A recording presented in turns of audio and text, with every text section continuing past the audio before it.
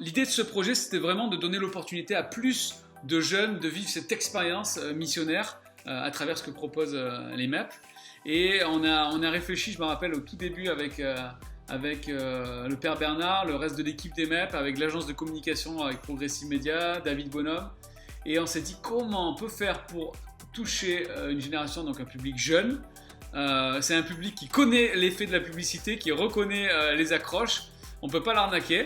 La seule chose qui peut marcher pour intéresser vraiment des jeunes, c'est de raconter des histoires. Et les vraies histoires, c'est l'authenticité. Et c'est de là qu'est partie l'idée de réaliser un documentaire qui raconte des vraies histoires.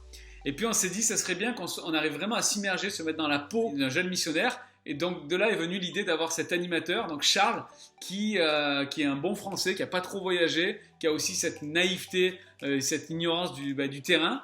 Et on va bénéficier de ses expressions, on va bénéficier de ses découvertes en live.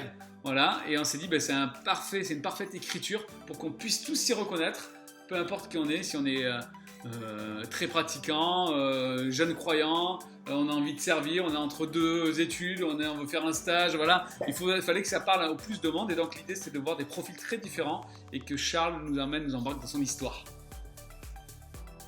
Dans le film Into the Deep, j'avais le rôle du touriste, c'est-à-dire que j'ai accompagné en fait Damien Boyer à la rencontre des volontaires, et le véritable but c'était, moi qui ne suis jamais parti avec les MEP, d'être le véritable fil rouge à la rencontre des volontaires pour avoir des impressions brutes sur en fait ce qu'ils vivent, ce qu'ils ressentent et pourquoi ils sont partis. Un des moments qui m'a le plus marqué, c'est la rencontre entre François et la vieille Maquerelle dans le bidonville de Bangkok.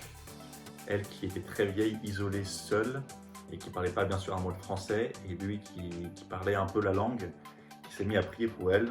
Et elle, je pense, sans trop comprendre ce qui se passait, s'est mise à pleurer, à joindre les mains en prière et à s'associer à lui dans la prière. Et c'était assez touchant, deux mondes différents, deux âges différents, et le sentiment d'assister à quelque chose de touchant, d'indicible en fait dans l'union de la prière.